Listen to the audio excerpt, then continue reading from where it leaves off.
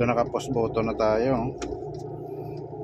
Tapak mo lang yung yung brake mo, post off. Okay, patay. So ulit mag-start tayo. Paka lang preno. Post start.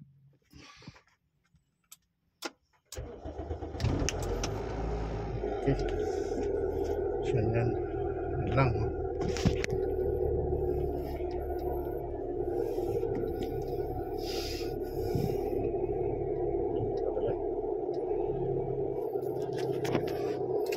Pwede rin natin dito ma-off dito.